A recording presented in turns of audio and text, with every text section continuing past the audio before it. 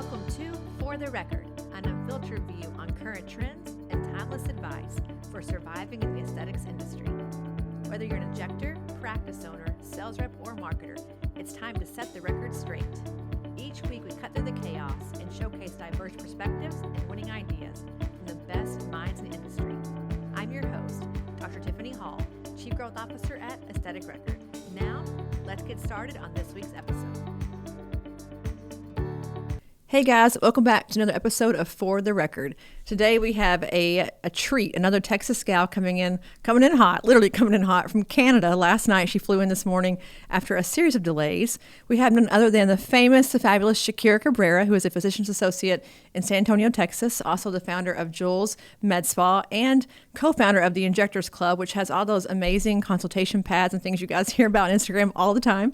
She also has a very active Patreon channel, and she's training literally all over the country and obviously internationally because she came from Canada last night and doing all the things. We met, in person for the first time a few weeks ago at an AAI cadaver event in Austin, not San Antonio. But I've been following her journey for quite some time, waiting for her to come to Aesthetic Next, waiting for her to come on the podcast, and she's finally here, and she's coming to AN this year as well. So I'm getting all my dreams to come true in one fell swoop. So Shakira, welcome to our show. Oh, Tiffany, I'm so excited to be here. Thank you for having me. Well, I've been watching your skyrocket or your meteoric rise to fame recently. Well, it's been going on for a long time. I think since 2018, you've been full throttle aesthetics, but you're doing all the things. So we're going to unpack today, first of all, how you stay sane, because you are doing a lot, how it feels to be a business owner right now, and the climate that we're working in right now as a business owner, but also the injection landscape is changing, as you know, drastically. We're doing cadaver labs every day and all these different things, and where you fit into all that and what you're trying to solve with Injectors Club, with your own practice, with what you and Erica are doing on the business front. So let's unpack all the things today, Shakira, all the things. I'm ready. All right, let's start with where in the heck did you come from? Because you've been here for a hot minute, sister, so give us an idea of your background. So I've been a PA for about 17 years. And before I got into aesthetics, I was mostly in the hospital, did a lot of inpatient, actually did only inpatient, never did any clinic work, did cardiology, neurology, was a contractor for the military working at the Level 1 Trauma Center here. And then met my hubby. We ended up getting married, traveled to Washington. And then when we came back, the only contract for PAs in the military was trauma and plastic surgery. So I took that job and I cried every day for a year because trauma surgeons are a different culture in and of itself. But I honestly believe that just being able to have that experience where we were basically putting together patients that had had horrible things happen to their body, transitioning them to getting them back to life and what that life would look like. And some of them I was able to work in both trauma surgery and plastic surgery. And that's where I really fell in love with just the aesthetics aspect and how it can actually truly affect a human being in more ways than we understand. But I couldn't keep working like 6P to 8A, Friday, Saturday, Sunday with a baby and a family. And so then I decided to do a little bit of emergency medicine work that was more shift work and decided to take a course. And then my second course in aesthetics ended up being taught by Ms. Erica Berry, who is now a really close friend of mine. And I just kind of continue to train. And that was first in August of 2018. And so just continue to take courses and eventually ended up teaching and owning my own practice. I think there's probably a lot of training in between the starting with Erica and now, if I had to guess. But, it's interesting. Larry Blevins has kind of a similar story, doing a lot of reconstructive work and also plastic surgery and trauma surgery. And so I think about that, how much more do you know because of that experience? I think about cadaver labs. You were phenomenal in the cadaver lab with Sally Santos a few weeks ago. You know so much more about what goes on below the skin. So how do you think as a person coming in that doesn't have that experience, like where does that set you apart or make you different? I would say better, but you may not want to say that, but better, at least in understanding what's going on below the surface. No, absolutely. I'm very grateful for the experience that I had at BAMC, the Level 1 Trauma Center here, because I did scrub in with facelifts on patients. I scrubbed in abdominal, reconstructions with patients that had trauma and then now were needing to be put back together. I did lipo. So I was able to see all that anatomy way before I even did injections, which I think helped me grow quicker, grow faster, because I understood it. Yeah, I was just talking to a group. We're doing the core hands-on training at Aesthetic Next, and they're talking about, let's teach tear troughs, let's teach this. And I said, what if we just master like the basic anatomy? If you know where things are at and what you can put where and what it will do to the tissue when you put it there, you can really do whatever you want, because the core aspects, the core architecture of it is understood and defined. So at that point, it's just a matter of which thing and what part of the face do you want to do it. But the core infrastructure, if you will, of the tissue and the planes of injection and the G prime and the rheology, all these things are kind of known. So, I think that that's a part that injectors now maybe are missing some of that. They get so obsessed with like the indication area and the problems they're going to solve. They forget about higher level thinking of just, is it safe to put it here? And if I do, where do I put it and how much do I put in there? And then, go forth and prosper. But so you spend a lot of time doing training. As I said, you just came back from training. So as you think about your journey coming into aesthetics and what all you did along the way, what does your gut tell you right now about, are we training people enough, or do we have good enough training out there, and are new injectors exposed enough to understanding what they don't know to want to invest in coming to things like what you and Erica are doing or what you're doing in your own practice? Yeah, I think the culture's definitely shifting. I think now, in the beginning, when I first came in 5 years ago, it was more of, hey, let's take this crash course and I'm going to go out there and I'm going to learn Botox and fillers in one day. And now I'm going to go stab faces.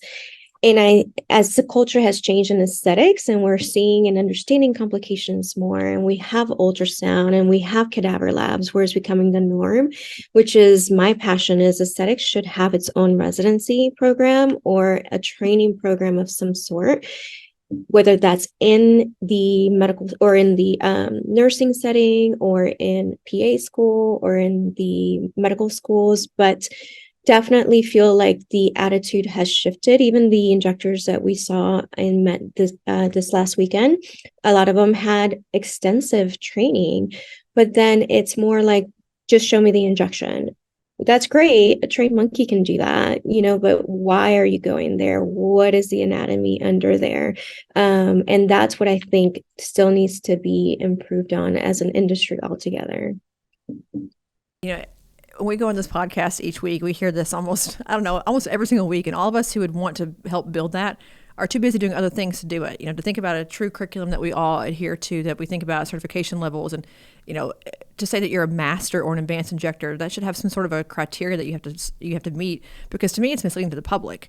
You would never say that you are a board certified physician unless you're board certified. But we have no rules here. You can kind of say whatever you want to say about yourself, and if it looks good on social media, hey, you're it. So I think there is like this massive gap that we have right now in credentialing people, but also just knowing what the credential even means and what the level of expertise is. But that leads me to Injectors Club. I want to get into your business acumen in a minute, because that's where I just think I fall in love with you and think about business. But Injectors Club, you're doing a lot with that. What was the impetus for that? What was the spark to kind of build this thing? You and Erica are coming together, thinking about all these. By the way, guys, if you haven't gone to the website, she's got amazing tools in there you can buy, like all kinds of great tools.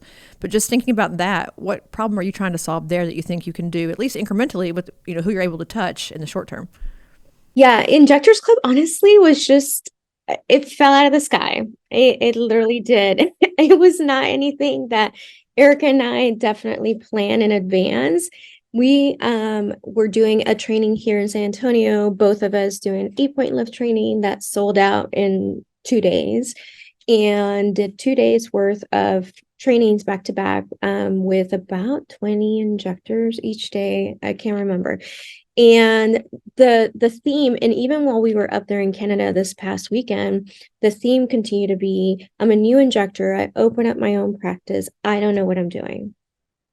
And whether that was in injectable, like in actual technique, but a lot of it was business. Like, how do I learn the business aspect of things? And we were here talking, and then she was doing a Patreon episodes, because this was before I had my own Patreon.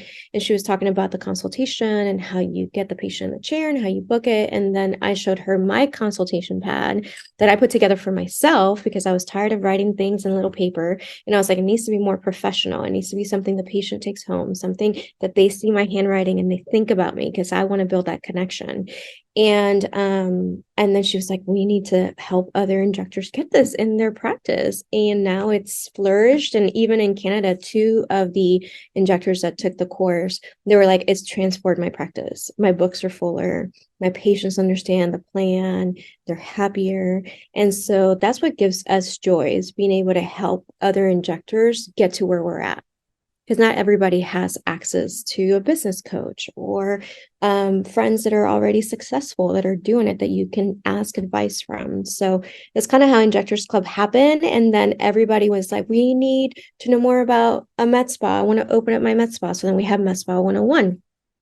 How do I understand my numbers? How do I know my revenue? Then it was like knowing your business. And so just little things like that, hearing the requests from the need of other injectors and business owners is kind of where we literally just go 1 month to the next. Well, I love it because I think the business part of it, the consultants are really heavy in our industry talking about, like, I do a lot of business courses and business coaching people. I know that there's many others, but we don't own practices. Like, I feel like I'm pretty close to it because we're involved in so many practices here, and we have, of course, some sister companies. But, I don't do what you do all day long, and nor do any of the consultants who are in this industry who, have experience here, but not what you have. So I think coming from your perspective, Erica's perspective, it's just different because you're trying to be an injector and an owner and a mother and a wife and a trainer. And, you're doing all the things. You're walking the walk, talking the talk. So I think it does feel different. But, to that point, I think about a consulting pad. It's like the 3M Post-it note. Who knew that little Post-it note would change the world? It's like the small things, but you mentioned handwriting it out. I think it forces you to actually give a plan. Like, you have to think about a plan, but also people still want paper. They still want to have a letter come to their house in the mail, not email. So I feel like it's still meeting like this nostalgic need that we have to feel connected to the person who's across from us. But I think it's genius. And if you guys haven't gone, go online and look at all the different things. This is not a sponsored podcast, but I love what you guys are doing. But that brings into like your part as a business person. So thinking about what you know and what you hear when you're out in the marketplace, you have obviously staff in your practice. So everyone always wants to know, or always ask me, how do you find great staff? How do you hire them? How do you train them? How do you make them mini Shakiras to do it your way, the Jules way? What does that whole process look like for you? And how much time do you spend on that in a given week to keep your practice like optimally staffed? Ooh, I can go on another whole podcast just with that, Tiffany. But no, I have a passion for that too. So for MAs, honestly, my MA was a patient of mine's sister.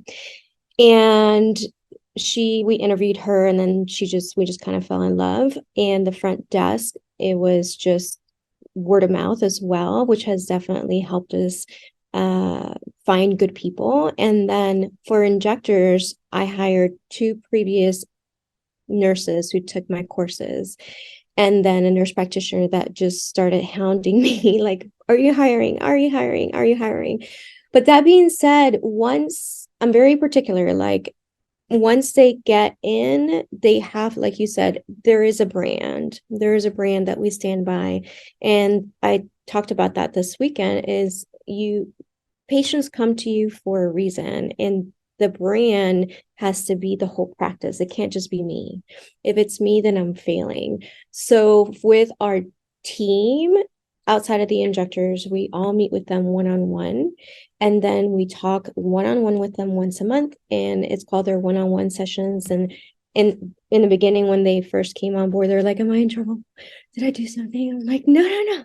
This is how we kind of connect with everyone, make sure that we are helping you reach your goals as a team member here in Jules. And then we give them our goals of what we want to advance the practice altogether. And we do that with everyone from front desk to MA to SD. And then my injectors, I meet with them one-on-one, and they get time with me personally. And I ask them, what do you want to train on? What do you want to grow? Where do you see yourself in 1 year? Where do you see yourself in 3 years, in 5 years? Because I want them to grow with us, not on their own.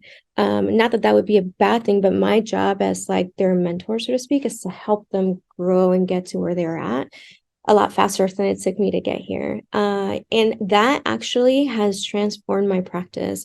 For my 2 new injectors that I just hired, I put them through an aesthetic residency with me. And that's 6 months long. So they don't get to see a new patient, like a paying patient, so to speak, until they get signed off on that. And that's where I do all the things. We talk about neurotoxin. They train on neurotoxin for a whole month. They have kind of hands-on sessions where I'm watching how they're doing consultations, how they're injecting their angles. And we do that for every procedure that we offer. And it's really, I think, helped and made it easier for like my other injector who's been with me for 2 years to be seamless, because I want the experience for the patient when they're in the chair, whether they're in my chair or Claire's chair, to be the same. It has to be the Jules experience, the Jules brand. And that's really kind of helped me maintain that. But it's a lot of work. You just spoke to all the things that make my little heart sing, because I think about this a lot. And I'll ask you, this is a loaded question I ask everyone that I can get a good answer from. Do you want to hire them coming in fresh, novice, like obviously have nursing skills, but, be brand new, or they come over with like a Rolodex and they already have their own way of injecting? Which one do you prefer? I prefer the brand new. I've had both. I actually presently do have both. The two nurses were brand new, had no experience. The nurse practitioner came from a plastic surgery office. She had some, but definitely not at the detail, at the standard that we have it at Jules. And so it's definitely easier to have just a blank canvas that you can draw on. But she's amazing, and she's been a trooper, and she's going through the residency, and she's so excited. She's like, oh my God, I didn't learn any of these things before working with plastic surgeons, because they didn't have the time. They were in the OR all the time. So, but yes, newer baby injectors for sure. Well, I think you just mentioned the Jules way. I think it's hard to take someone who's really rooted in their procedure, their technique, their purpose, how they do things, so they see the face, and say, okay, switch all that and do it our way. Because I don't know if either way is right or wrong. I don't mean that, but it's just hard to kind of change the entire way that you build the, bake the cake from scratch. If you baked it your whole life a certain way. But I think to that point, it's also, even if someone is hired who comes in and has experience, it's what you just mentioned, going through all these skills, like a battery of skills tests to see, when you say that you can do a really great tear trough or a really great temple, these harder areas, what does that actually mean? I want to see your entire process, your before and after. How would you assess a patient? I think that we oftentimes, because we're desperate for help, in many cases, a lot of these entrepreneurs who have new practices are like, I just need to get patients in the door. I need to get them here now, and injectors who can inject. So she has a Rolodex, we're bringing her in. And they don't have the time to stop and think, is this person actually part of my brand and what I want to project to the world? Or are they just saying they have the skill set and they don't? Because it happens here all the time, right? I hire people here for jobs all the time that their resumes are perfect. And it's like, wait a minute, you can't do anything you said you could do. And then I'm doing half the work, taking on the load because they couldn't do it. So I know firsthand that this really is, it's impactful for the practice in a bad way. I'm sure you felt it as well. You go to other places and see what's happened there. But number one issue with all practices right now is hiring and retaining people. It's a big issue. How do you get them to stay with you? Because you mentioned, going out on their own. That's a big risk too. It's like you spend all this time training them, and then they'd say, you know what, Shakira, I'm an amazing injector now, as good as you are. I'm going to open up, Jules Part Deux down the street and compete with you. How do you prevent that? I get that question asked all the time, even this past weekend. I think it's a normal fear as a business owner, and even as on top of that, an injector, that you've poured your heart and soul and taught them everything that you know. And I can't control it as of now. Thank God it hasn't happened to me. But I treat my employees really well. They have everything. I train them and teach them anything that they want to learn. And the other thing I tell myself is, not everybody wants to open a business. Like, it's a lot of work. You could say it, and I've had other friends that have had their NP or their PA that has tried to go, and then they come back because they're like, just kidding, that's a lot of work. And so if you want to do it, knock yourself out, sister, but yeah, so far it hasn't happened to me. I just mostly want to make sure. That's why I think the one-on-ones have really created that culture where we care. And Jules, we care. It's not just a practice.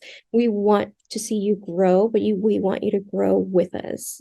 I don't know if that makes sense. It does. I'm gonna have a hate mail after I tell you this, but that's okay. I'm used to hate mail.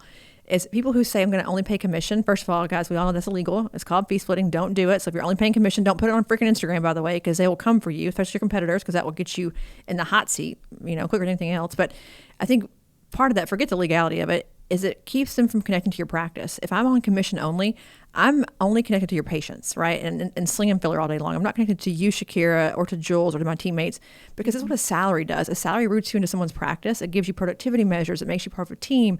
It gives you chances for advancement and to, become, at that point, I guess, really a master injector or a manager of other injectors, or, a part of the practice as a director of clinical operations, or whatever those things are, that matriculation of things.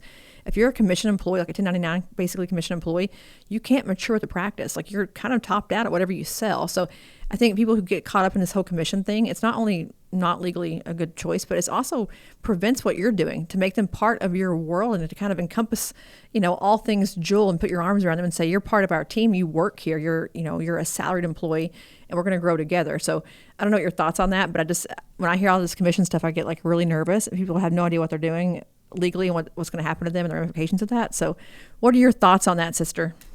No, I agree. And I think, I 100% agree. I think that's why you have to create a culture for them as well and give them those incentives. For example, with Claire, when I asked her, like, hey, where do you see yourself in 3 years? And she was like, I want to be an NP and maybe a trainer. I'm like, got it. Okay, game on. I'm going to help you get there. Now that's my goal as well. But that makes them feel like it's a family and they're not just coming here to get a paycheck. And yes, it does take a lot of work, but I think that's a failure that, like you mentioned, these practices that are just like, give me an injector. I don't care who it is. I just need somebody to staff bases. You're not creating a culture. And everybody, like my girls are like, I love to come to work. The moment I don't hear that, that's a problem that I'm doing. That's on me. So I want my team to be excited to come and to be excited to see patients, because that bleeds through patients as well. So ultimately, in my opinion, it's like that it comes from leadership and then really taking the time to get to know your team and help them with their goals. And yeah, money is nice and you can incentivize them occasionally. But to me, it's just more of the culture. Well, it's funny you mentioned money. I had a practice who was having a really hard time with retention, and they kept hearing, "You don't pay enough. You don't pay enough." And we asked all these injectors in the exit interview, "What do you think you're getting paid?" And they had no idea what they actually got paid. They just had it in their mind that it wasn't enough because they're seeing on social media that everyone's living these glamorous lifestyles with all their designer bags and such, without any sort of attention paid to what they actually make all day and what they're actually getting and what it means to not be the entrepreneur, what it means to not have to, during COVID, pay paychecks with no money coming in, or keep the lights on, or not let your lease go because you can't afford to pay your rent. All the things that you and I have dealt with over the COVID years, these things that are not your problem when you're not, when you're not the entrepreneur. So I think that there is a misalignment in our industry about payment and then working somewhere. But I think what you also said is that it doesn't happen all that often. We just hear about it when it's really egregious. And so everyone thinks it's going to happen constantly. They protect themselves from it. But I think it happens far less than we think. You're more likely to hire someone who's not good at their job than to hire someone who's going to leave you and open their own practice that will compete with you, I think. But to that point, moving right along, as far as like your business being successful, I know that you love KPIs. So do I. What are a few of like the key metrics that you look at, on a daily or weekly or monthly basis and say, we're successful because this number tells me that we're successful? Because I feel like that's another, again, a huge gap is like, what does our dashboard look like that tells us if we are actually doing a lot of activity, or are we actually being productive and profitable with our, with the time that we're spending? I could take that because I have KPIs for everything, Tiffany, like all the things. What are the ones that no one's doing that they should be doing? What are the ones that you cannot live without when it comes to your money that you have to know? So I do obviously my gross revenue and then my productivity for each provider per hour that they are seeing patients. And my goal is to see that productivity go up. And then I also track how full their schedule is, because then that lets me know, and I have a 2-week, a 4-week, and a 6-week. And that lets me know, patients are happy with their results. They're happy with the consultation. They're happy with the experience. They want to come back and see Claire, or they want to come back and see Jess. And that is, for me, growth as a business owner, because that's less time I have to put in. So gross revenue, productivity for each provider, and how full the schedule is. And then my favorite one that I found out recently is, where are my patients coming from? I used to feel like, oh my God, I need to spend $10,000 on marketing. And yes, that might be true. But then I just pulled all the numbers for the last 2 years, and 40% of my patients are from patient referrals. I'm like, there we go. There's my free advertising. There's practice advocates running around all of San Antonio advertising about Jules. And it made me feel amazing that they weren't all coming from Instagram or they weren't coming from Google Ads. These are people that are happy about their service, happy about their results, and they're telling their friends about it. Well, let's just park our car right there for just a quick minute because this one right here just really burns me. It chaps my hide, as they say in Arkansas. People spend so much time on Instagram, like obsessively spending time on Instagram. And what you just said is what people need to know. They don't come from Instagram. Like some do for sure, but they come from referrals and they come from your website because no one goes on Instagram and decides that they're going to book with you. They go to your website and look at things. They might think that, but they're going to actually go to the website and like look around, look at your before and after gallery, find out about you. So it has to be good. Website has to be good. So if you're doing Google Ads, obviously it has to be good also. But they come from word of mouth. And so I think people who spend so much time on Instagram, like invest in your in-practice experience. Invest in what you're doing when they're in your front door. Because if you drive a lead to the front door and then you let them fall off in the front door, and you don't have this amazing experience that they can really take home with them, right? Memorable experience. It feels great. I feel special, VIP, all that. They won't tell anyone else about you. So the time spent on Instagram, while it is valid, I feel like it's also largely for other injectors to see in many cases. We've had a big change in the industry where it's like injectors promoting to injectors about trainings and things, less about maybe patient outcomes, but I think it's all about the in-practice experience being truly remarkable, and that's what brings people back in and also brings in their friends, their family, their girlfriends, their boyfriends, all the people. But what is your sort of spend allocation on what you do for patients who are already kind of in your web to make them feel great versus what you're spending on acquisition of new leads coming into the practice? Yeah, so for my patients we have referral programs. We have, if it's somebody that's like been with me for a long time, she's brought in 15 of her friends, I might throw in a free treatment here or there, or give her a free facial or free dermaplaning, because at the end of the day, that's just called customer service. It doesn't cost you anything or very little to compare to what you would be spending in Google Ads, not knowing if you're going to hit anybody. Google Ads is like you're throwing a net out there and you're hoping to catch a fish and you don't know if you're going to catch one. And so we do little things like that, which I think helps elevate the patient experience, because then they're like, oh, this is already expensive, but Shakira loves me enough and is so grateful that she's going to throw this in. And then now they're connected and now they're loyal. And that's worked really well for us. And then my other Instagram, or not other Instagram, other marketing budget is less than $2,000 a month. It's not a lot. Once I found the numbers of the 40%, I'm like, got it. Now I'm going to row the boat towards that. And how do I get, because if you think about it, if your friend is going to tell you, hey, I got this top and I love it and I got it from Amazon, you're going to go that same day and go to Amazon and order the top. I can't tell you, Tiffany, how many patients I've had that have watched me on Instagram for like 6 months before they decided to come in. But if it's their friend, if it's their sister, they're going to pick up that phone the same day, the next day, or a week later. It's not going to be 6 months to a year. And I've heard that so often that I'm like, okay, this is where I'm putting all my energy now. Yeah, it's like I got a guy. I feel like it's like the mafia. I got a guy that can help you do it. If someone gives you the referral, you're going to go do it. But I think there is an interesting sort of misnomer about Instagram as a practice is you just have to have it. Like it doesn't have to be amazing. You don't have to have the best content in the world. You don't have to have some mind-boggling, incredible content because you're not trying to be an influencer, right? And no practice is going to become an influencer with 100,000 followers. It's just not realistic. But you have to have it because you got to check a box. Website probably should be a little bit better than Instagram because again, it's kind of how Google finds you, and they are going to look local SEO. They are going to try to find you. San Antonio Botox near me. They're going to try to find you. Obviously, you want to rank there. But I agree. It's like people who come to your practice who already love you to make them fall in love with you even more. It's like, I just heard about this week. Somebody mentioned this. To get a divorce and start dating all over again is hard. Just make up with your husband. Like, quit fighting with him. Like, it's a different mentality of like, don't start all over again. Just go with where you already have fanfare and make it even bigger. But to that point, if you think about like local SEO and doing things like that, I get asked a lot too about local events. Do you do, partnerships with local salons or boutiques or local charities and events? How do you kind of work within the San Antonio umbrella to make your presence known? Yes, I love working with what we call micro influencers in the San Antonio community. I initially got burned really bad working with bigger influencers in San Antonio, and it never got me anywhere. But I join with businesses that are in the beauty industry, so makeup artists, and then photographers, couple of just regular small business that are local, but they're owned by, whether that's my patient or the other one is a cryo place because it's all about health.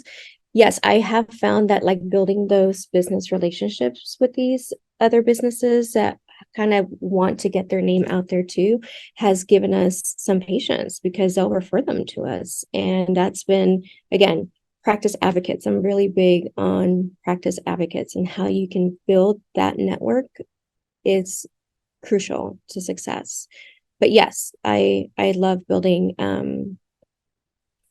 relationships with some of the small business owners in San Antonio that are all about health and wellness and improving patient care. Yeah, it's like being in the communities that you serve. And I have a lot of injector friends who own businesses who think that they can do it all with SEO and all with Google Ads. Like, man, you can't. There's like a sensitivity chip missing in that case. You gotta touch folks. You gotta make them personify you as like a real person with a real business that's really investing in their community. We had Lonnie Green on a few seasons ago, the Ninja injector, and he talked about that a lot. Like, they really pour into their community because that's what leads them into all these other, markets and neighborhoods and things they would never otherwise have access to, because Joe tells Sally, who tells Karen, who tells Frank, kind of just what you mentioned. But, thinking through that now, you have a busy practice. You guys are looking at metrics and things, doing all the things. I think about productivity measures as, how do you get more out of an injector without having them do more things, right? Like, how do you maximize the time in a chair or sell them more things? I just had a talk with RVL. They had a national sales meeting about retail and like Upneek, things that don't require a person to physically do anything. How much of your time is focused on thinking about like ancillary things you can add on to the sell, whether it's skincare, whether it's like an Upneek or Latisse, or, supplements and vitamins and things, to maximize your providers actually doing things that they can only do, like, actually injecting if they have to do, versus recommending things that are just retail passive sales? Yeah, I tell my team skincare and Upneek is low hanging fruit. Low hanging fruit. It's there. You just have to open your mouth and talk about it. And then the other thing is every woman wants skincare. Whether they buy it from Nordstrom's, La Mer, spend $700, or they get it at Walmart. It doesn't matter. They just want good stuff for their skin. So it's our job to just educate. And teaching them the consultation process has really helped, along with the one-on-ones and just reviewing every month. What's your revenue per hour? This is where you should be. This is where you're falling short. How can we get you there? And because they were not kind of hitting that, and we discussed skincare as the easy market, because that could easily be an additional 300 to 500, I started bringing on the reps. And so every quarter we'll bring on a skincare rep who brings lunch for the whole practice, and they review all the SKUs that we sell presently, what it's good for, how it would benefit the patient, because I don't have the time to do that. So I'm just going to have a Alastin rep come in and just talk to my team and educate them. And that's really helped giving them confidence to be able to recommend a HA serum for Sally, who comes in and feels her skin is dry. So for me, it was a combination of education for them, getting them confident with the consultation process to just open their mouth and say, as you're wiping off the face, what are you using now for your skin? It really doesn't take a lot of time. And then doing those check-ins monthly with the productivity and say, hey, you sold $3,000 in skincare this last month. How can we get you to 5,000? And it's really rocketed in the last 6 months for us, to where now it's like normal for them to at least be selling 3 to 5,000. But for us, it was education, consultation, and then accountability with the revenue per hour. Well, I think that referrals are skincare also. You mentioned referrals, that kind of made me think about it. Is I have friends who ask all the time, what do I use? What moisturizer are you using? What HA are you using? They want to know what I'm using because they like my skin. So they want to go buy whatever I'm selling, in a sense. And so I think it works the same way with the referral aspect. Is if your girlfriend has this amazing glowing skin, you ask what she's using. Oh, go see my girls at Jules. Here's what I get. Make sure you see, Claire for this, or, Shakira for this.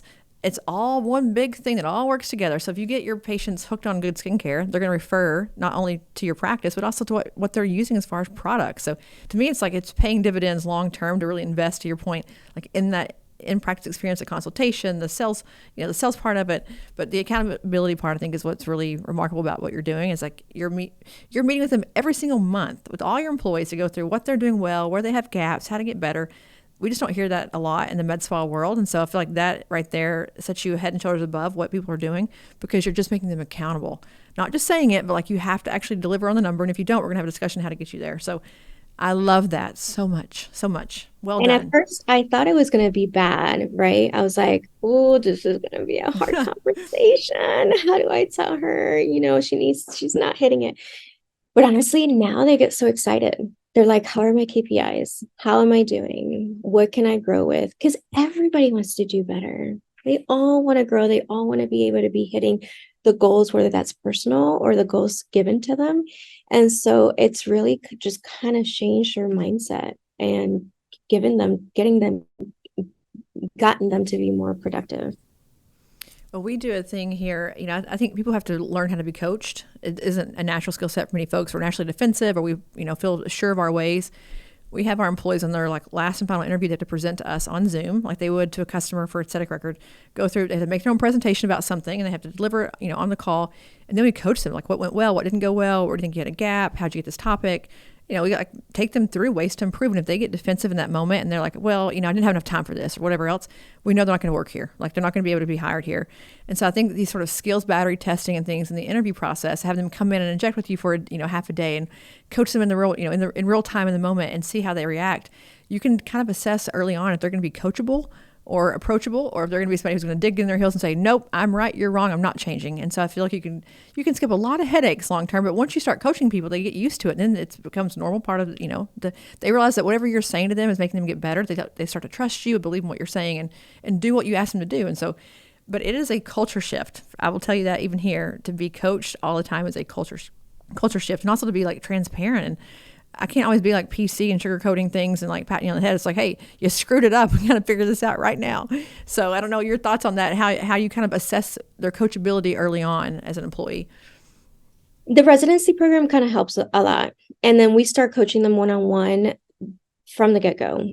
Like our front desk team, that's when I mentioned in the beginning, when they come on, they're like, oh my God, am I in trouble? And so for that purpose, we want to see how they're going to respond to positive, constructive criticism, and give them goals to hit. And when they don't hit those goals the next month, we ask them why, and then we watch to see how they respond. And we have had a couple that just didn't work out. And the biggest thing that I learned from doing the one-on-ones and giving people KPIs, and I literally saw it in my practice, is they'll either move up or they'll move out of your business. And it happened with one of my SDs and another employee. I gave them goals. They didn't hit it. And then they gave us their 2-week notice after that. And I was like, well, there you go. It was an easy thing. So that stuck to me from a business coach of mine that told me everybody needs goals, and I'll either move them up in your practice or they'll move them out. And now seeing it in real life, it's easier. It makes me not be scared or worried to kind of push someone. Yeah, we say here, coach them up or coach them out. Yeah. Whichever one you choose. And at some point you have to self-select, right? As an employee, to self-select to either buy in and do it or not do it. And it's hard. Our jobs here are crazy fast-paced. I demand excellence. I'm sure people probably know that. They probably hate me for it, but our employees are phenomenal and they perform really well. It's a high performing team. If you're not a high performer, you kind of get called out by your teammates, not just me. Your teammates are like, hey, you're dead weight here. Now the whole team coaches each other. It's like lateral coaching, and they're encouraging each other and they're working together to do their own projects to improve, productivity. It doesn't require me anymore because they're so used to doing it with each other, with me, that they work on their own. They can kind of go forth and prosper without me. And so I think at some point, it's like a mother. You see your children start to do things on their own. You're like, oh, she can dress herself in the morning. She can feed herself in the morning. It's such a proud moment, but it's really made a big difference in our business for sure. That, we kind of cut through a lot of the, oh, you're doing a great job. And then they get fired a month later. It's like, what do you mean I got fired? Well, you were actually terrible. I just didn't have the balls to tell you that. I hate that. I'm like, don't fire someone or give them a PIP or an IDP or these plans if they don't know why they're there. They haven't had months to kind of figure out that you're not happy with them and to improve their performance. So I believe that corporate America wholeheartedly. I'm glad it's making its way into the med spa world and that you're teaching it to others. Which brings me to kind of touch on your training a little bit here at the end. You're obviously everywhere training all the time. What balance of your time is spent doing that, and how do you make time for that amongst, again, you're very high touch as a leader in your company amongst all the other jobs that you're doing? It's hard. It is hard for sure. I think still I'm trying to find balance, to be completely transparent. I have people that message me and they're like, "Can I shadow you? Can I had somebody the other day that was like, "Oh, I don't want to wait till October till you have this course. Can you have one sooner?" I'm like, "No, I can't have one sooner." Um, it's hard, but for me, I see it as a way to give back, and I see it as a way to build the industry to be better in 5 years from now. And so I try to at least take out, whether that's 1 to 2 days a month. Obviously, this month was a little bit crazier in traveling and training. And then I just decrease my clinic days when I do that. And then I augment with my other team of injectors here. But yeah, it's very hard. It's not like right now I'm like completely dead from the full 3 days of training 10 injectors a day in Canada. But I love it. And so for me, I'll never stop teaching and training because it truly gives me joy. And the look on their faces, and even the injectors from this weekend, they were like, your how you taught and your calmness, it just was such a nice environment to learn, and I took away all these pearls, and that makes me feel good. This is my way to just be able to give back to the new injectors in the industry. But yeah, it's I don't have it. I don't have the answer.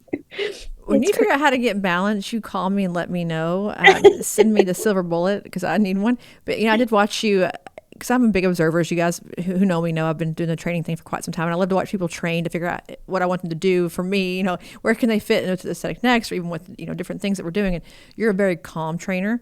You are not scary. You don't seem like I'm a bull in a china cabinet always, as everyone knows that about me. You're not. You're so understanding and like helping them figure things out with the cadaver lab. And anatomy is like hard anyway, and you made them feel very understood when they had a gap. So I can envision that's a big thing for you. I feel like Erica's much more like me. She's kind of like, wow, I'm here. We're here, we're wild. So I'm sure you're a good yin and yang. But to that point, there's two of you now that are doing this a lot together. You're doing it on your own as well. How do you organize it? I think the biggest thing people forget about is like you have to organize this stuff. Someone has to pay the bills, get the travel booked. When you get there, is a practice ready for you? Do they have models lined up? Are consent signed? Do you have video and photo releases done? Like, it's a lot of shit. Trust me, for the aesthetic next to do it times 85 models, it's horrible. Do you have a person who's doing all your logistics for you, or are you doing it? Are you guys doing it together? Like, how does that get mastered? Because that's where the wheels always fall off. Yeah, that's first of all, you are like superwoman with aesthetic necks. I am in awe, and you are my goals because I could not even imagine all the things that you have to do. But so for my personal trainings, I have my practice manager that helps me be able to contact models and book models and get all the releases and consents and all of that. My whole practice does it. With Injectors Club, when we travel, Erica and I are definitely very much yin and yang. And so she handles all the social media and all the marketing and all the promoting. And I usually do all the paperwork stuff. And if there's a PowerPoint to do, I'll put it together and then we kind of review it, which is a good balance, I think. And we talked about that even this weekend because I'm a big numbers girl. And she's like, I don't want to know about KPIs. Don't tell me anything about KPIs. I don't understand them. And her husband is like me. And I was like, you have to have a yin and yang in every relationship. And so she mostly manages the marketing and helps with the training, obviously, and then promoting. And then I do all the boring stuff, so to speak. Well, all the things that keep you legally out of hot water, if you will. But I think people forget about that. They think about Instagram, or they don't have a curriculum. I have lots of friends who are, I say friends, colleagues who are new to the industry, a couple years in, and they're going to have a training academy. Like, do you even know what curriculum should, what you should even be teaching? Like, you've only been to like 4 trainings yourself. How do you know what it looks like to have objectives and even like CME things? And if your training could not qualify for CME, you're not doing it right. Like, if it cannot qualify for CME at that level of sophistication and of impact, to me, it's not worth charging someone to come do it. Then it's just like you teaching your friend how to inject. It's not a true course with a start and a finish and learning objectives and, looking at practice outcomes and did I change their behavior? Like, I think that should be like your gut check. If it's not that, then it probably isn't really training. It's more pop culture funsies. I know that you guys do this like action-packed curriculum. You have the whole shebang kind of all lined out, but it takes all that because what happens is if it's not good, that word of mouth can also hurt you, right? It's a double-edged sword. If it's not good, they're going to go on social media or tell their friends, don't pay for that. It wasn't worth it. I spent $2,000 and got nothing out of it. And so I think you've got to really manage expectations there, like what you're going to offer. And you guys are obviously doing a great job with it. So How much more do you have this year with Injectors Club and with your trainings? I'm sure you're booked out till December. With Injectors Club, we don't have any. We were going to do an October training, like a big one here in San Antonio, and our schedules, something came up to where we just had to reschedule. So probably not till 2024, but we do have some new projects that we're excited about coming down the pipeline for IC. It won't be completely a training. It'll be more tools that you can use in your practice. And so we'll be working and putting our energy into that the rest of the year. But yeah, me personally in my own practice and teaching academy, yeah, I have a lot of trainings coming up. That's why we couldn't even move anything. Could you give us a tease about what kind of tools you're bringing out? Because now I want to know what's coming out. Just drop a little bit of a knowledge nugget on us that we can kind of figure it out on our own. It'll be how do I say it without saying it? Kind of a tool to help patients know all the things for your practice all the time for each individual practice. I love it. Okay, when you get ready to launch this, I want to see it. I want to see it here first. I want to look at the beta for this. But as we wrap up all of this, I want to touch on Patreon really quickly because you're one of the initial Patreon, like one of the first big Patreon people. I think or at least it's doing it really consistently and as a true training environment. Give us the deets on Patreon because I can't figure out, when I came up, it was like what you went to for like, not nice things that you'd go pay to see. Now it's become this big training platform, like almost like a learning management system. What are you doing with Patreon? Is it worth it for you to do it? Is it more altruistic, like you love to do it? Or is it actually like a revenue producing kind of thing? And is it a good idea to, go open up a Patreon?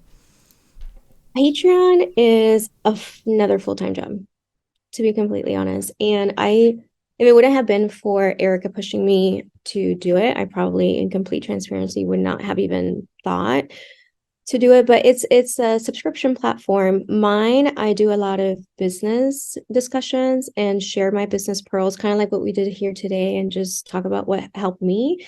And it's been so rewarding. It's a full-time job. I post all the time. I'm working in the morning, working at night. After I get home, if my family's still asleep, I'll make a couple of posts. But it's been more rewarding than Instagram for me because for injectors, it's like continuing medical education is how I'd say it.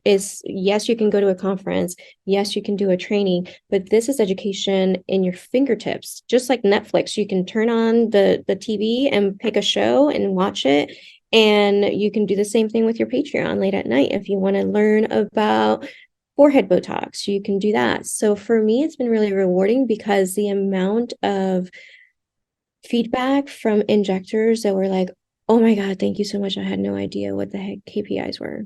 Or thank you for explaining Botox in the glabella and that technique and with that dosage. And that's way better and more satisfying to me personally than an Instagram post that goes viral because there's no return. Like you don't even know if that's going to continue to benefit you down the road versus these injectors are hungry. They want to learn. They want to be better.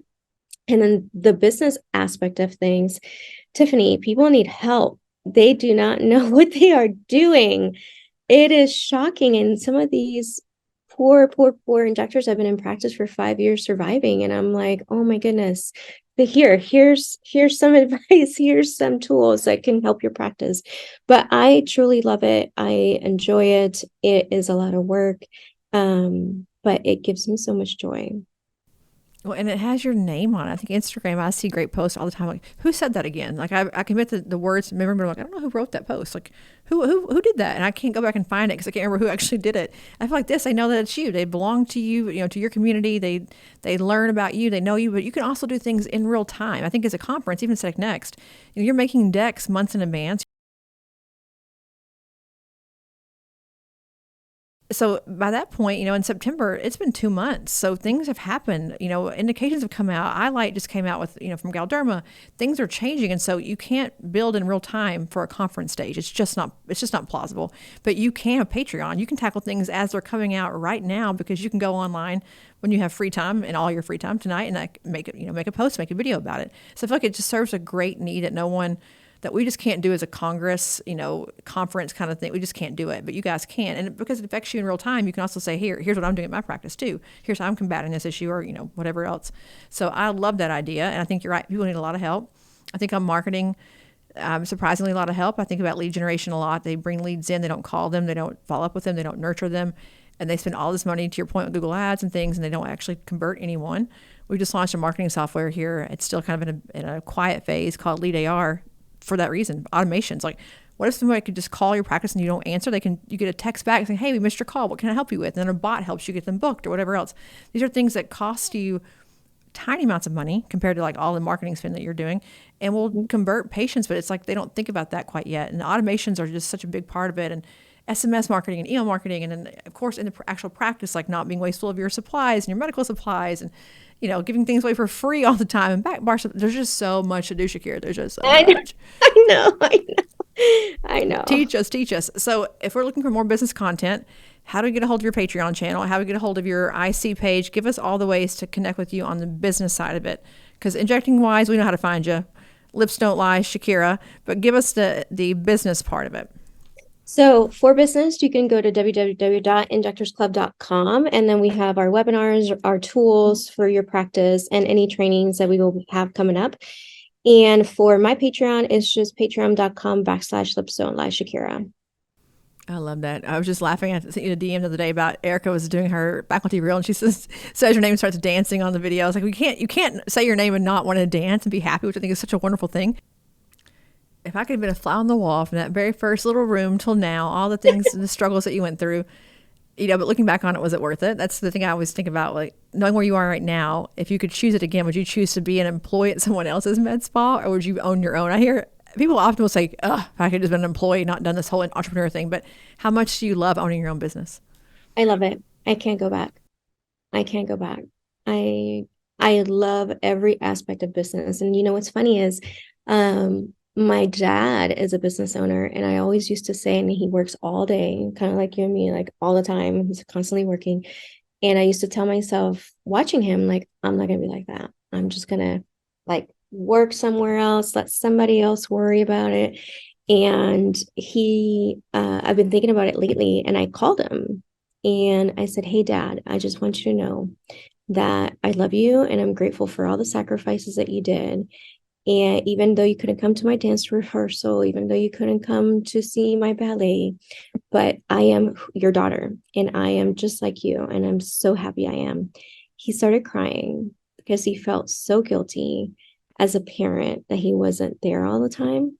But I love business. It's time consuming. I try to incorporate my family with it. My husband works here as well. My son comes all the time, but it gives me so much joy. I can't go back. Yeah. Once it's in my DNA too. My dad owned businesses, and I was doing payroll from an early age, and it's a very similar story. I thought I'll never do that. And even here, I don't own Aesthetic Record, but I feel like I do. It's my life, much like I'm sure many of you know that ever text me in the middle of the night. I'm always on working, but it just is who you are, like to make and create something is just it's a different kind of person. And we're also just probably built for it, right? When you come from that as your whole life, you're built for the abuse, frankly, to do it all. But I'm glad that you own your own practice, that you're doing all these things. So if you guys want to get a hold of Shakira, you can go to Lips Don't Lie Shakira on Instagram. You can go to injectorsclub.com, julesmedspa.com. Go to her Patreon channel. She's mentioned patreon.com/Lips Don't Lie Shakira. So all the ways, buy a conference pass for AN to watch her in both the clinical track and in the business track. And then stay tuned for all of her own personal trainings that she's doing all over everywhere, but also Injectors Club trainings as well. Go online there and buy the damn consultation pack, because I wanted someone to bring it here and let me see what it looks like, because I got to know. But also the webinars and things they have for sale there too. So Shakira, I've loved having you on today. It was worth the wait. Any last words you want to share with us before we roll off today? No, thank you so much, Tiffany. You're amazing. I love learning from you as well. I just think you're such a powerhouse, and seeing that all the things that you've done for our industry with Aesthetic Next, and how you continue to give with podcasts like these, I'm just very grateful. Thank you, thank you, thank you. Well, you are so welcome, and it's guests like you who have such great things to say and tell that make it so much better every single episode. So I will see all the rest of you guys next week for another episode of For the Record. And Shakira, I'll see you in September in Dallas, Texas. Bye, guys. Bye. It's a date. Thanks for listening to another episode of For the Record. This podcast is not intended to provide legal or medical advice. It's for entertainment, education, and information purposes only. For more information on this week's guest or to get started with Aesthetic Record, email us at info@aestheticrecord.com. Be sure to tune in next week for more fresh perspectives on disrupting the status quo and surviving in the aesthetics industry.